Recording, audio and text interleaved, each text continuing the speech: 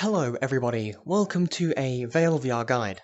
Today I will be covering multiple subjects, weapon types, what weapons are, how to use weapons, and maps as well as what VAIL VR is. So starting off, what is VAIL VR? It is a tactical first-person shooter where both teams try to compete and see who is better than the other team. There are two game modes that are currently out. One is called TDM, which is Team Deathmatch. Whichever team can get to 50 kills first wins, and the other game mode, called Artifact, or ART in the menus. That is where two teams, Colonist and Rayab, I'm a colonist right here, Rayab, sorry. These are colonists, with their different uniform and attire, as you can see. So, the colonists try to get to either point A or B, plant a scanner, and defend it from the Rayabs.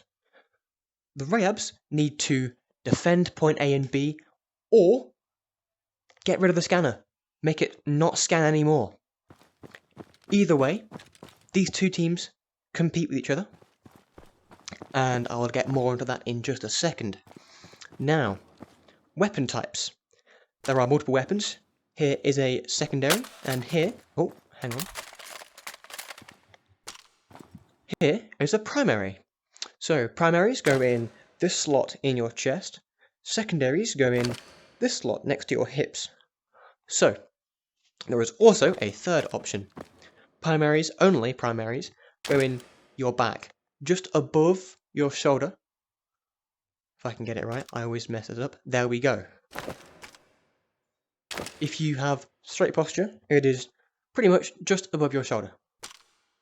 There we go. Now, weapon types. SMGs, pretty good at close range. I'd say medium's pushing it, but you can use them at medium as well. And assault rifles. So, those two in just a second. Pistols. This is the Glock. It is a fantastic secondary for massive damage at very close range. It has a shot multiplier in the chest, so aim for the chest when you can. If you've noticed here, it is very tight in the bullet spread. That is because you can one-hand it, and the bullets go up like that, or you can two-hand it. Now, with reloading, what you do, you press the mag release button, which is B on my controller. I'm using a Quest 2, so this might not be the same as you, but I'm assuming it is. Put the magazine in the pistol, and if the pistol has the slide back, you can either hold trigger to pull it back, or press the mag release button again. That pushes the slide forwards. Now you can fire. And, oh, I'm just in a firefight. Let me go grab one of my opponent's mags. Because if your opponent dies, they drop the magazines in their chest, their guns, and the magazines on their hips. So, if I can grab these, there we are. Magazine, pistol mag goes on the other hip. Like so. Primary magazines go on your chest, like that.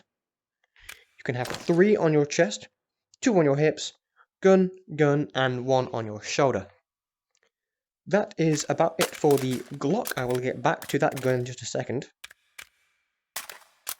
So, this is the, I always forget the name, but it is a pressed pistol. Very powerful. Not as many shots as the Glock. And as you can see, I was holding it with both hands. Holding a gun with both hands, it is different position, different guns. Basically always reduces the recoil. So as you can see with this weapon, this is the Vector, I'll be covering in a second. Very close up. Now if I point it again, uncontrollable. Always two-hand the guns if possible. So, back to this. Very powerful gun, does not as much damage as the Glock to the chest, but it does a hell of a lot of damage to the head. In fact, it one-shots, as you can see, I'm at 100 health, and I'm dead. Very powerful for marksmen who can hit their shots. Wouldn't suggest this if you are not good with your shots like I am. I prefer the Glock because it is a lot easier to use, and a lot more stable, as you can see with the tight spread. Again, I do not recommend firing the suppressed pistol like I did, because it does go all over the place. You should mainly try to burst fire it if you can. And if you saw when I spawned in, I had my weapons back. My Glock is on the floor over there because I threw it. You can grab weapons with the grip on your controller.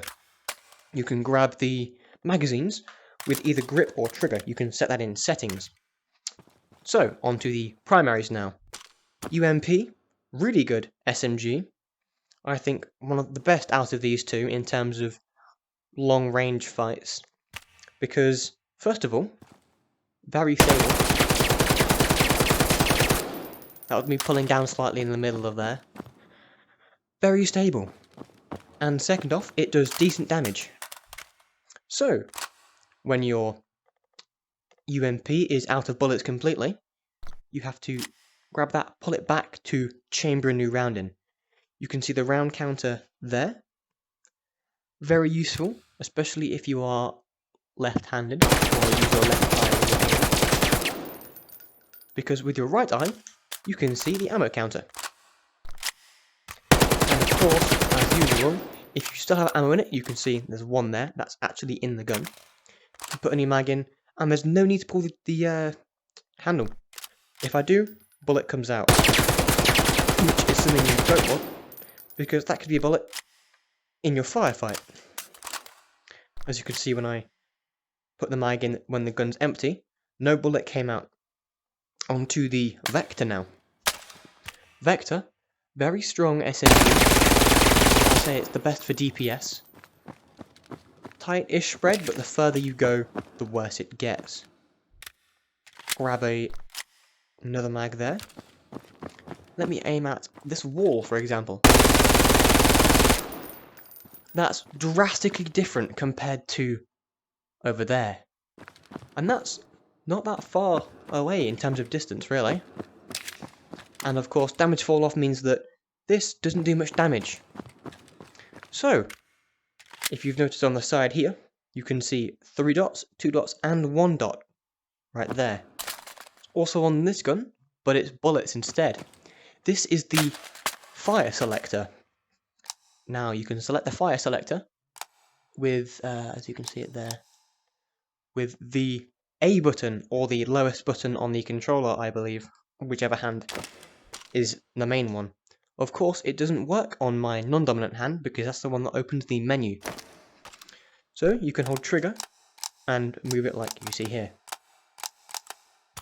So sometimes I have 3 in this case. Hang on, I have to pull that, there we go. Fully auto, great. I don't suggest using anything else but fully auto because you can always burst fire your weapons. The one with just 1 dot, single fire. As you can see, pull the trigger, 1 bullet comes out. This mode with 2 dots, burst fire. Handy on this weapon. I don't suggest using burst fire on any other one, since it shoots so fast. I'm shooting slightly more than 2 out there, but it's still decent. Anyway, either way, you can always pace your shots when you're firing the gun. Onto the Scar. Fantastic weapon, the newest one that's added. Fire selector is there, a little bit hard to see with the reflections and lighting. But it's single fire mode by default. I will get one with a different scope. As you can see, single fire. Fully auto, even with 2 hands, was going up there. The recoil on this is very hard to use. I'm going to try and pull down now, as best I can. That was awful. I'm not very good with controlling recoil, but even myself should know how to control it. I've been playing VR for a little while, and if you're brand new to FPS games, you might struggle a little bit there. Again, I suggest not using this in fully auto, rather putting it in single fire, and shooting controlled shots, because this, like the suppressed pistol, sorry, one tap to the head. I believe it is distance based. If you are far enough, it will not one tap, but it'll be very close. Either way, it's doing a lot of damage to the head. Now, onto the AK. This, I suggest, is the weapon you use. It's a very average weapon. I'll move further back. Now, I was not controlling my recoil there. It's very balanced. Now, I will put a new magazine in, like so. And oh, the trigger's not on here. The grip, sorry. It's here, this side. This is the fire selector. 3 modes, fully auto, burst, and single shot, which is the lowest one.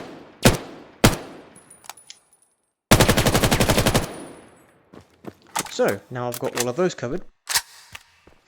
What I'd suggest for new players is either this, the AK, fantastic weapon for mid-range maps. If you're on a close range map, use the Vector. It's too good not to use.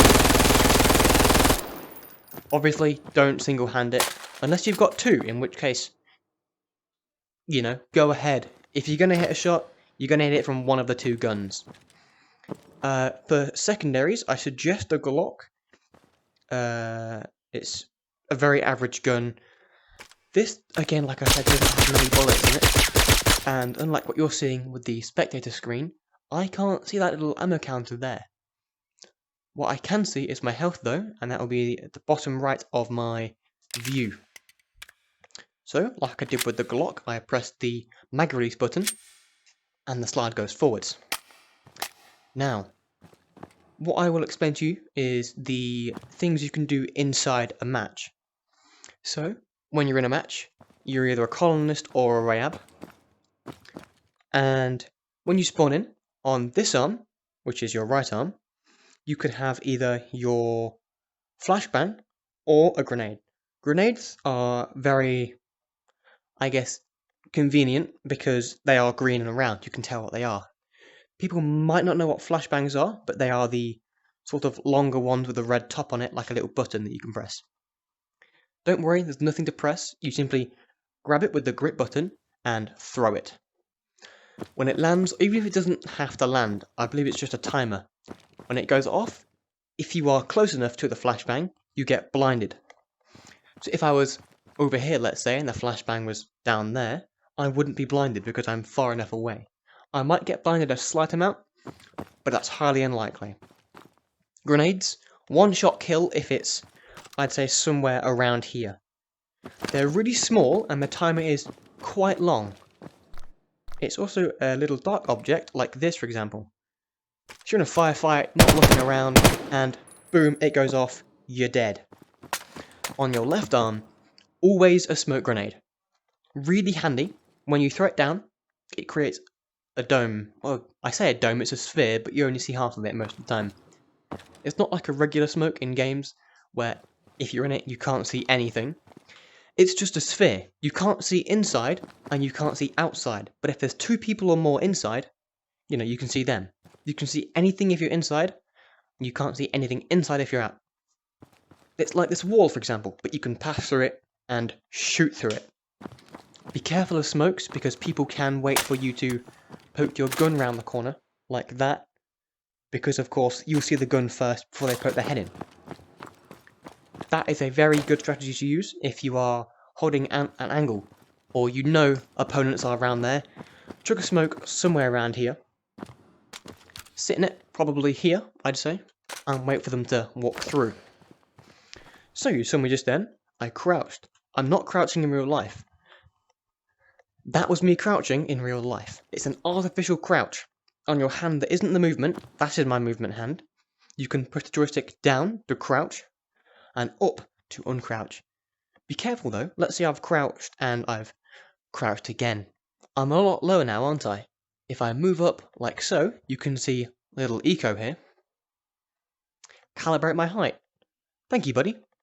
Now I'm back to the regular playing height, and I won't spawn in floating or like this. Really handy. You can also calibrate it in the menu just here. Cycle fashion. Cycle outfit, sorry.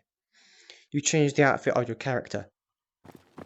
If you're a colonist, not only do you cycle the outfit it's wearing, but you also cycle the head, as you can see, black head, white head. And with the light going down the middle, that can be changed as well. You can't see it, obviously, because, you know, you can't see yourself. But enemies can. It adds a really nice aspect of play, because you can have a uniqueness in the people you're fighting against. You can be, oh, that coated guy, because I'm wearing a coat, as you can see. He's really good at the game. I must avoid him if I see him in conflict, sorry. You know, nice little things like that. Cycle it again. If I can aim at it, there we go. And I'm back to the default. What else is there? Oh yes, loadouts. Very important. When you spawn in, you'll spawn in the armory as a Rayab. You can change by pressing this button here. Like so. There's Eco is running colonist. I'm now a colonist. Pretty cool. Loadouts in the settings. Loadout 1 through 5. I have them all custom because I like to use different weapons depending on the situation. Primary weapon is whichever one you select. You can give it a scope as well. So the one I have equipped is the UMP with this fantastic scope that has a zoom on it. And it has a regular red dot. I mainly use the scope though, because I just find it handy. So in here you have different scopes. I'll change it to a holographic. Now it's a holographic. It won't change when you're in a match though.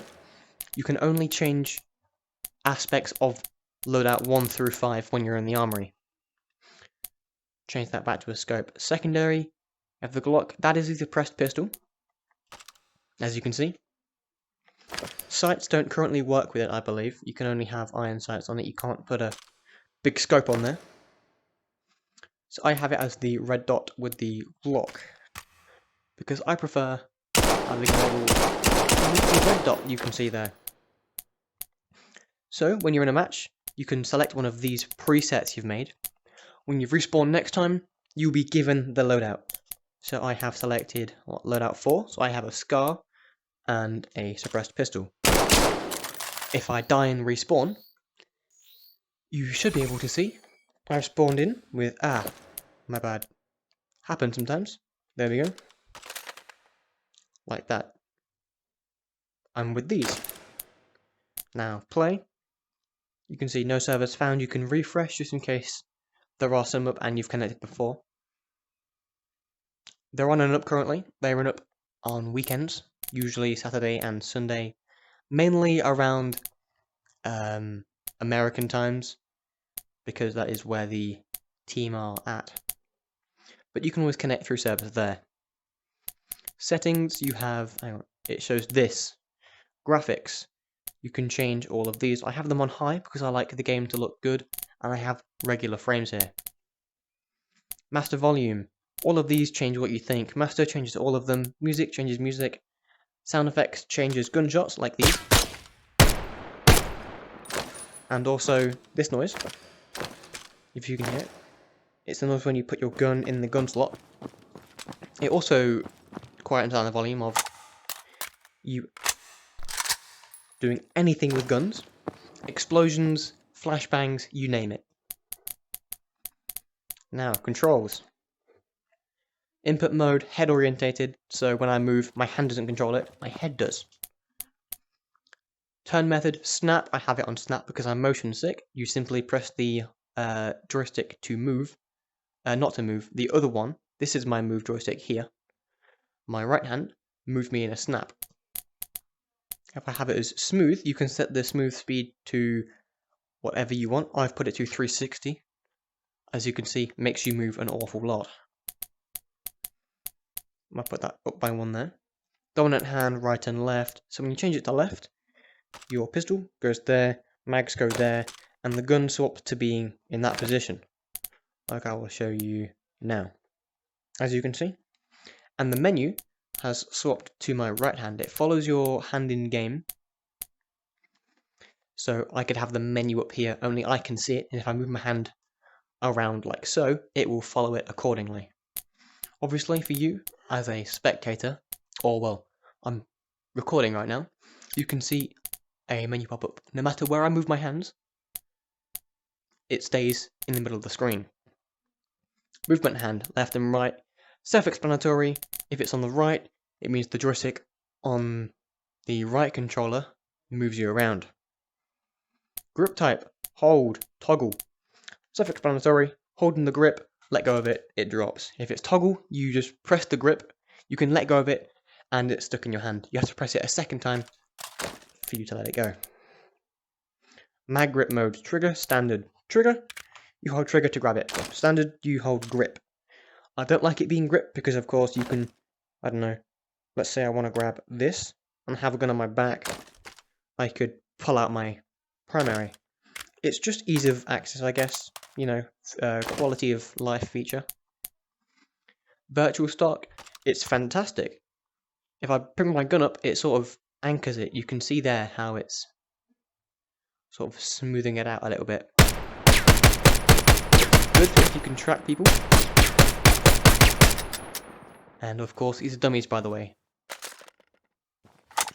So, what else is there in settings?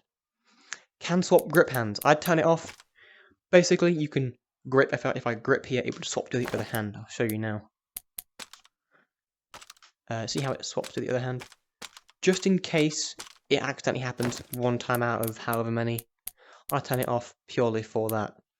Gun smoothing, high, medium, low, disabled. I have it high.